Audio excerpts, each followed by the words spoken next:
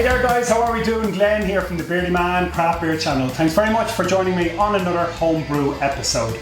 Now, homebrewing, as you know, is not all about brewing or brew day and recipe creation. It's also a celebration of those wonderful beers that we've tirelessly handcrafted. Myself and the guys, who I will introduce to you shortly, we were invited recently by Ballykilcavan Brewing Company in Stradbally, County Laois, to brew a clone of their wonderful Millhouse Session IPA on the Grainfather with them in the brewery. And the lads here, they basically gave up their weekends and volunteered to help me in the background of the production on the camera. So thanks very much, guys. The plan today is to do a blind tasting test of the clone that we created with the guys in Ballykilcavan Brewery. Hi, my name is Przemek. I'm from Poland. I live in Ireland for the last 9 years. I'm a home brewer for more than 14 years, but actually I jumped into all grain brewing in 2015. So I'm Darrach. I'm living in Cork, but originally actually I was born and bred about 10 miles from Stradbally. So it was really amazing being back in my home county, which is small enough to see fantastic craft beers being brewed. Hi, my name is Eric. I come originally from south of France. It's not really a beer country, it's more of a wine country. We have fantastic wines over there. But I moved to Ireland about 20 years ago now, and I've been brewing for about 2.5 years. First year was more like kit and kilo, second year was brewing the bag in the tea kettle, and for the last few months I've been brewing, making my own recipes and so on, and with a lot of help from Glenn. Thank you.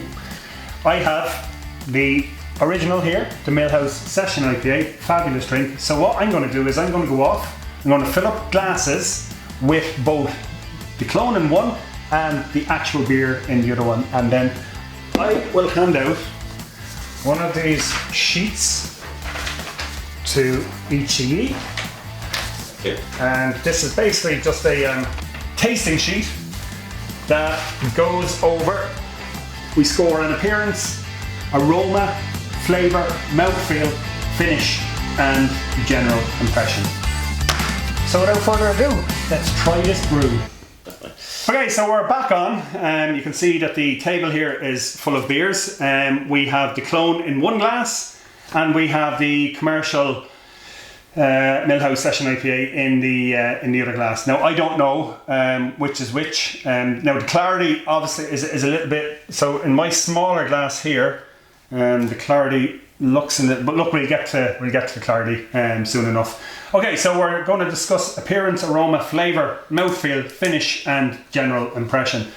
And we are going to start off with appearance.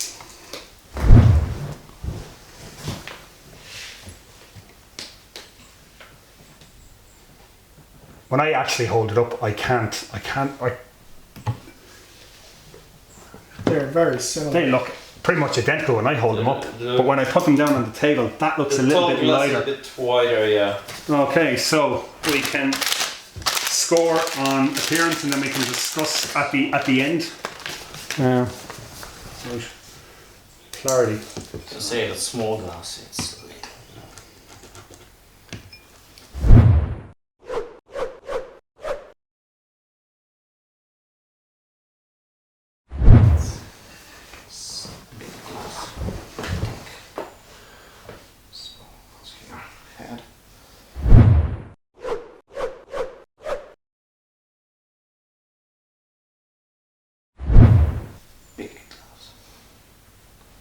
So we're all done on appearance?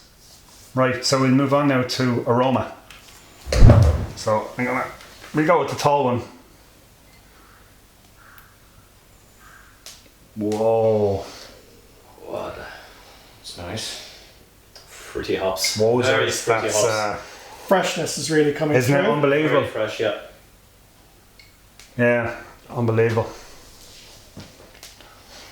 Pineapple-y, really. Yeah, pineapple actually, yeah. Okay. So what we're looking at here on aroma is the intensity, the balance, and the impression.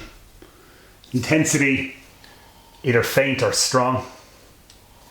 Balance, sweet or sharp. These tasting sheets are dead handy to have.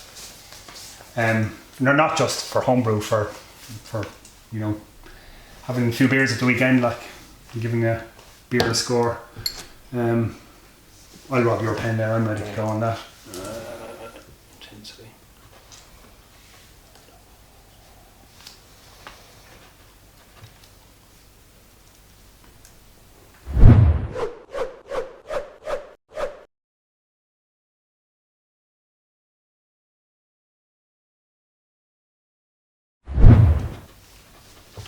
Here you go.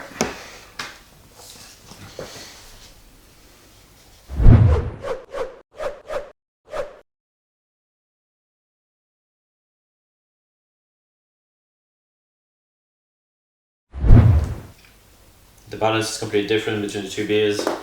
The smaller glass is very, very strong as well, but less fruity.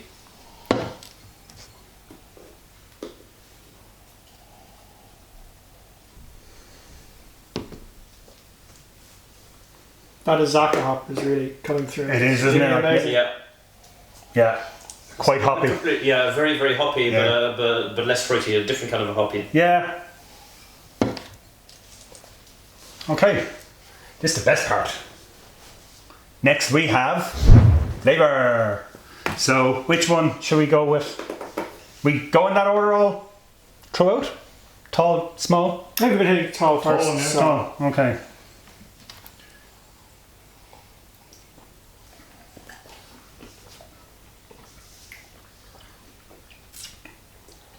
Okay.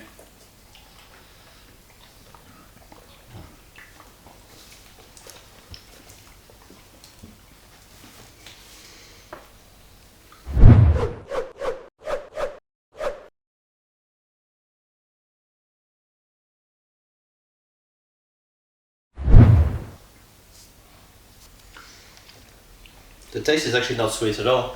It's a lot more bitter than expected. That's exactly what I've put down as well. Yeah. It's a lot more bitter than expected because the aroma is very, very sweet and pineapple-y and fruity, but the taste is actually a lot more bitter. The bitterness is nice. The bitterness kind of it lasts. It kind of dances around your palate like. I was surprised that it was as bitter as it is because I don't actually remember that when I was in the brewery, and it'd be very interesting now to compare it to the smaller glass. I think I know which is which, but we'll say nothing. Actually I don't.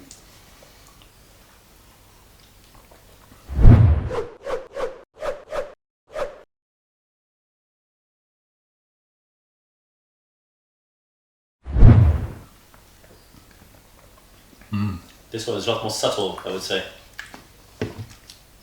definitely a slight bit sweeter. Sweeter. Coming It's a through. bit Yeah, sweeter. sweeter. Yeah. Mm-hmm. Yeah. It's very amazing good. because they're completely inverted. Yeah, yeah.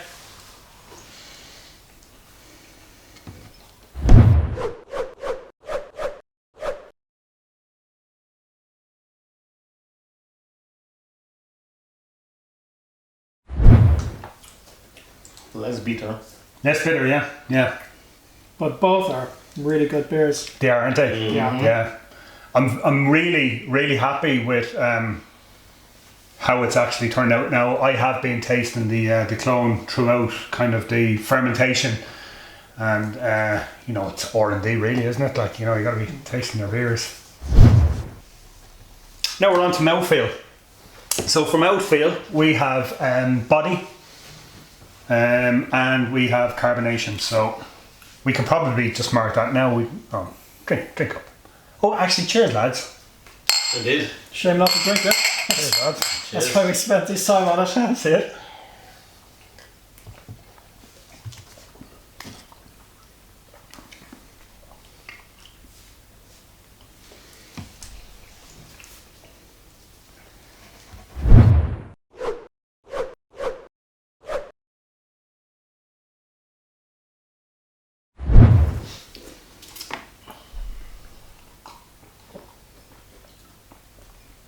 So just a note on carbonation. I kegged this after it was finished fermenting, and it's been in the keg for approximately two weeks, and I have it in my kegerator. So I'm a little bit confused now on which I thought was the clone and which wasn't. So, but we can easily see which one is more carbonated in here. Yeah, that's that. Tall glass. Yeah. Yeah.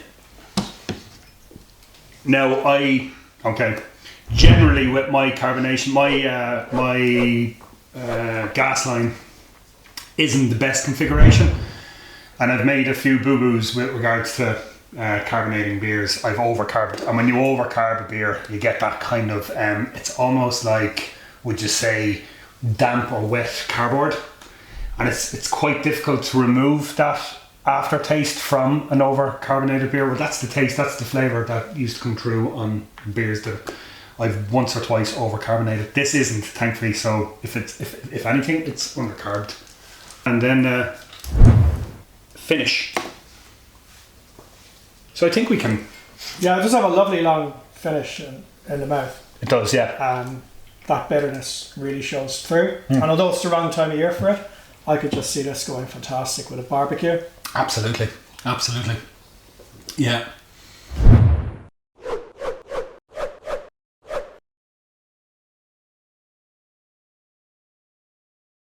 Session beers are like, they're wonderful beers. I know it's a little bit of an oxymoron. Yeah, certainly I love the Session IPA idea, because a lot of IPAs out there are really pushing on the 5 and a bit %. Fantastic beers, but certainly if you're having a few, definitely Session I find is the way to go. Absolutely, I agree.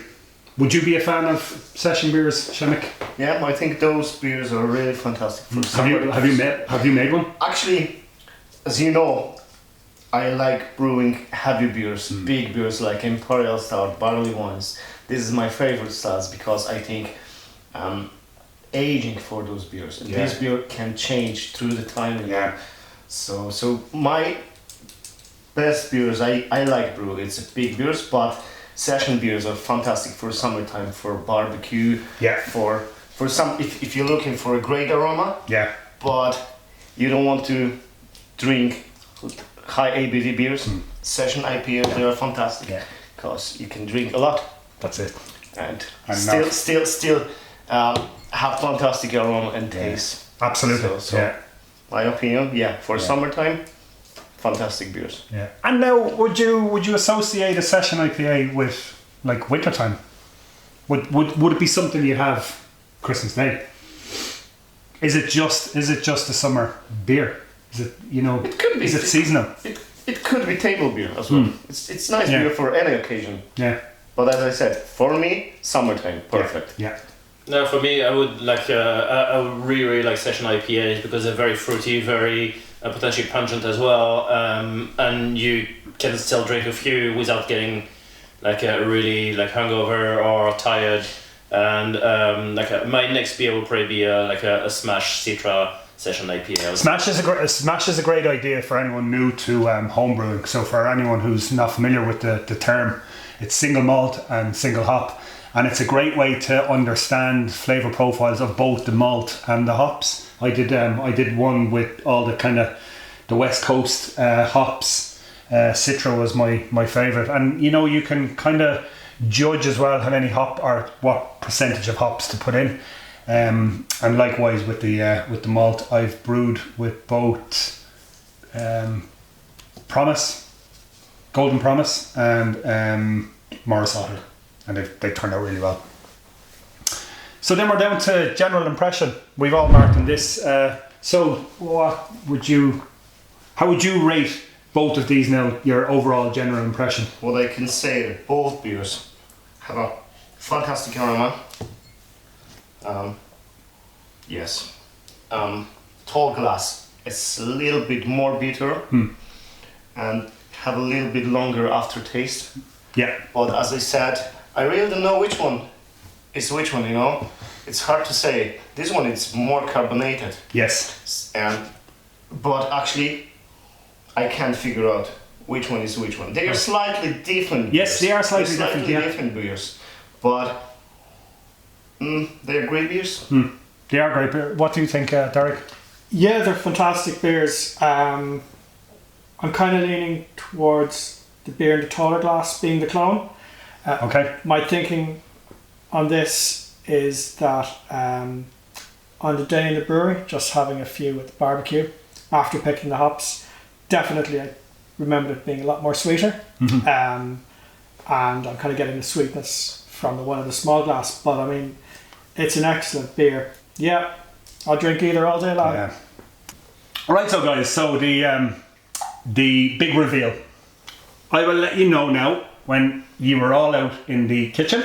So the Clone went into the tall glass and the commercial canned beer went into the small glass. So did we all assume the same?